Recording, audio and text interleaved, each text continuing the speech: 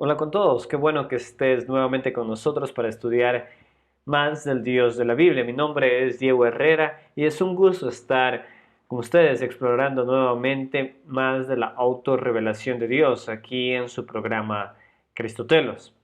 En las lecciones anteriores de esta serie, El Dios de la Biblia, hemos estudiado la autorrevelación de Dios. Hemos empezado hablando que la única forma de conocer a Dios, de conocerlo plenamente, es a través de la Biblia, puesto que es en la Biblia donde Dios se da a conocer. En base a esto hemos visto que Dios se muestra como el único Dios, es decir, que no existe otro Dios aparte de Él, puesto que Él es el único ser eterno y quien creó todas las cosas. Esto podemos decir que es el abrumador mensaje de ambos del Antiguo y del Nuevo Testamento.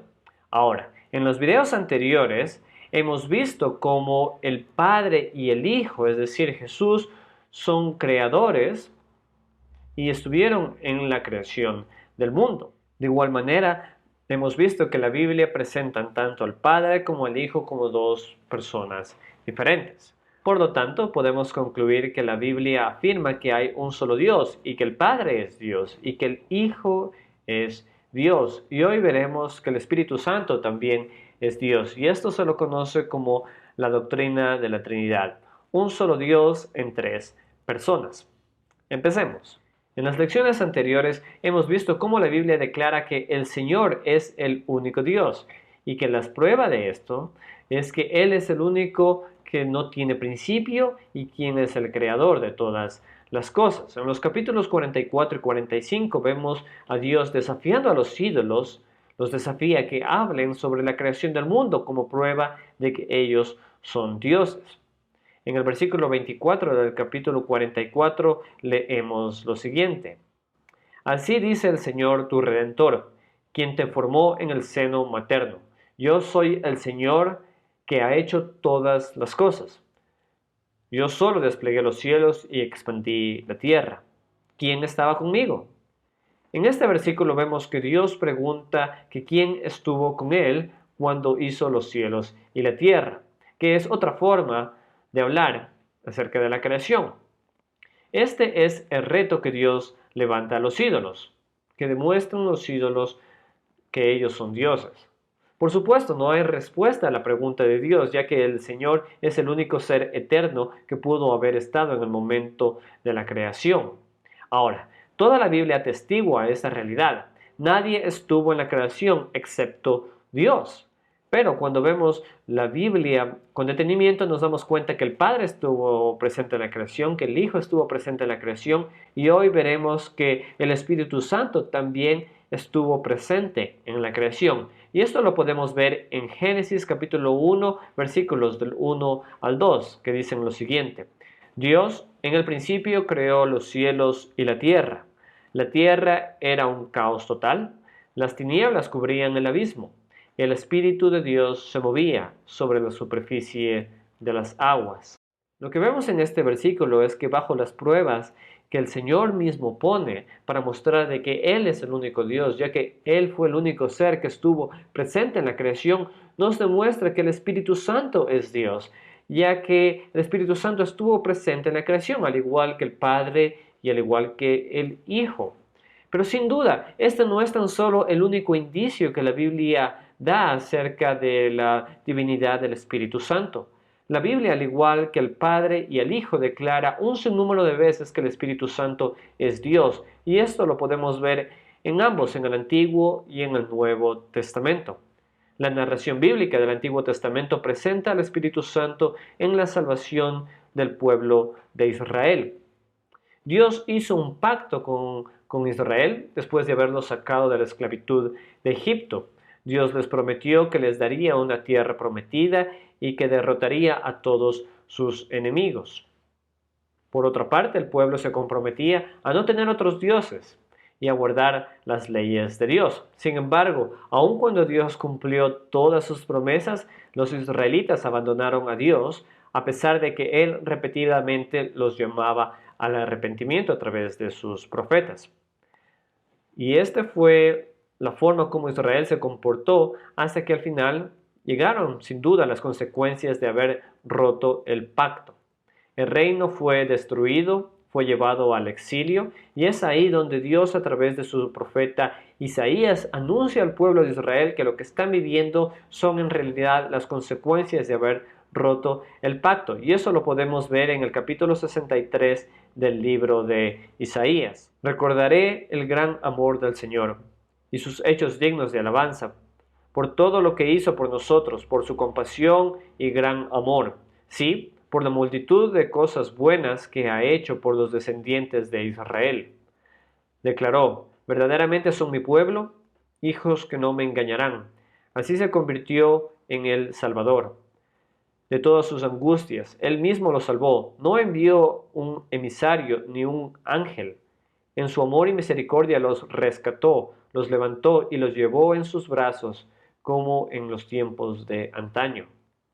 Pero ellos se rebelaron y afligieron su espíritu. Por eso se convirtió en su enemigo y luchó él mismo contra ellos. Su pueblo recordó los tiempos pasados, los tiempos de Moisés. ¿Dónde está el que los guió a través del mar, como guía el pastor a su rebaño? ¿Dónde está el que puso su Santo Espíritu entre ellos? El que hizo que su glorioso brazo marchara a la derecha de Moisés, el que separó las aguas a su paso, para ganarse renombre eterno. ¿Dónde está el que guió entre el mar, como el caballo en el desierto, sin que ellos tropezaran? El Espíritu del Señor les dio descanso, como ganado que pasta en la llanura. Fue así como guiaste a tu pueblo, para hacerte un nombre glorioso. En estos versículos de Isaías podemos ver claramente que se señala que Dios mismo fue quien liberó a Israel de la esclavitud de Egipto. En el versículo 9 se nos dice que Dios no envió a ningún mensajero, a ningún ángel, sino que fue Él mismo quien los salvó, quien los rescató y quien los llevó en sus brazos. Sin embargo, en el versículo 14 se nos dice que el Espíritu Santo fue quien les dio descanso. Descanso sin duda es una imagen de la salvación. Por lo tanto, vemos que estos versículos señalan al Espíritu Santo actuando como Dios en la salvación del pueblo de Israel. A tal punto que el pecado del pueblo al revelarse a Dios, su Salvador, produce que el Espíritu Santo se aflija. Y esta es la razón por que Dios se convierte en el enemigo del pueblo. Sin duda aquí podemos ver cómo la Biblia está atestiguando que el Espíritu Santo es Dios. El Nuevo Testamento también señala que el Espíritu Santo es Dios. Y esto lo podemos ver en varios pasajes. Uno de ellos es en el libro de Hechos, en el capítulo 5. Ananías le reclamó Pedro: ¿cómo es posible que Satanás haya llenado tu corazón para que le mintieras al Espíritu Santo y te quedaras con parte del dinero que recibiste por el terreno? ¿Acaso no era tuyo antes de venderlo? Y una vez vendido, ¿no estaba el dinero en tu poder?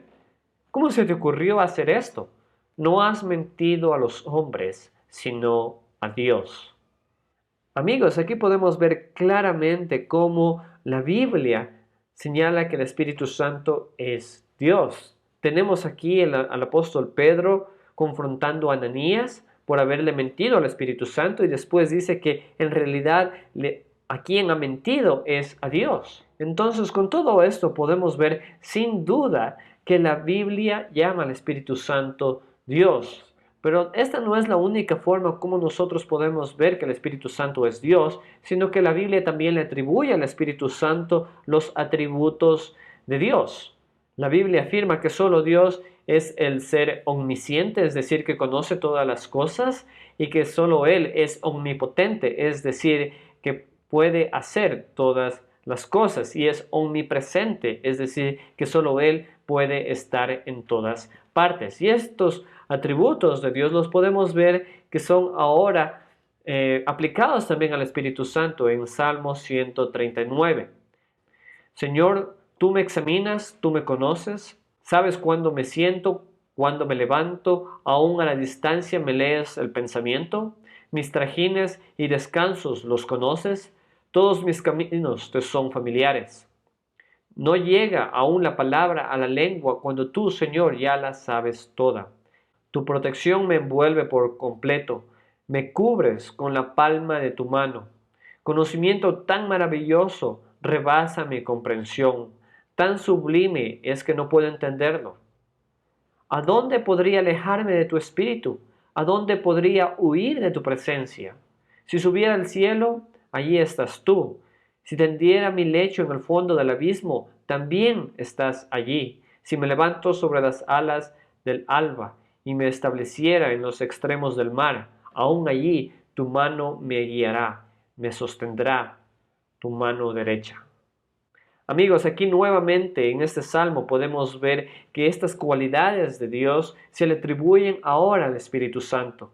Sin duda, con todo esto podemos ver que la Biblia presenta al Espíritu Santo como Dios. El Espíritu Santo sin duda es divino.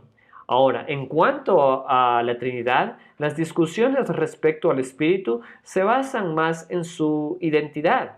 Quienes rechazan la doctrina de la Trinidad afirman que el Espíritu Santo simplemente es una fuerza o un poder de Dios, pero que sin duda no es una persona.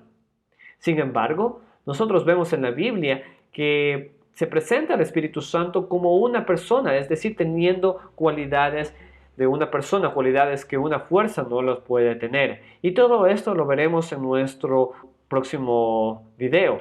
Así que te invito a que nos acompañes. Mi nombre es Diego y te agradezco por tu compañía y te invito a que me sigas acompañando para así seguir estudiando juntos más del Dios de la Biblia aquí en tu programa, Cristotelos. Saludos.